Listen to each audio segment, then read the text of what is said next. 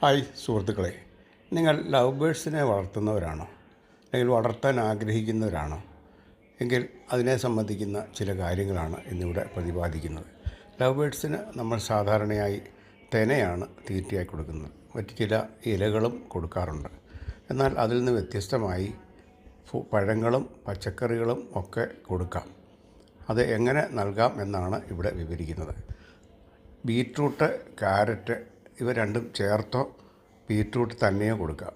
ബീറ്റ്രൂട്ടാണെങ്കിലും carrot ആണെങ്കിലും അതിനെ ചെറുതാക്കി ഗ്രേറ്റ് ചെയ്തെടുക്കണം. ഗ്രേറ്ററിൽ ഗ്രേറ്റ് ചെയ്ത് നല്ല ഭംഗിയായിട്ട് എടുത്തതിന് ശേഷം അതിലെ ജലാംശം കളയുന്നതിന് വേണ്ടി അത് ഒന്ന് പിഴിഞ്ഞെടുക്കുന്നത് നല്ലതാണ്. ബീറ്റ്റൂട്ടാണെങ്കിൽ ജലാംശം കൂടുതലുണ്ടാവും.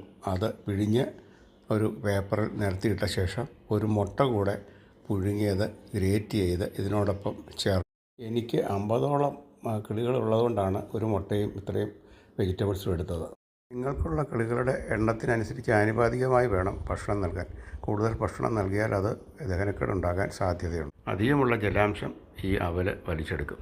അതിനുശേഷം നല്ലപോലെ മിക്സ് ചെയ്ത് ഇത് ഒരു പരന്ന പാത്രത്തിലിട്ട് കിളികൾ കൂട്ടിൽ വെച്ച് കൊടുത്താൽ അത് നല്ലപോലെ പക്ഷികൾക്ക് പോഷകസമൃദ്ധമായ ഒരു ആഹാരമാണിത്. ഈ വീഡിയോ നിങ്ങൾക്ക് ഇഷ്ടമായെങ്കിൽ ലൈക്ക് ചെയ്യുക, ഷെയർ ചെയ്യുക, കമൻറ്റ് ചെയ്യുക. ഇതിനെ വളർത്തുന്ന സുഹൃത്തുക്കൾ നിങ്ങൾക്കുണ്ടെങ്കിൽ അവർക്ക് ഇത് ഷെയർ ചെയ്ത് കൊടുക്കാനും മറക്കരുത് എന്ന് അഭ്യർത്ഥിക്കുന്നു.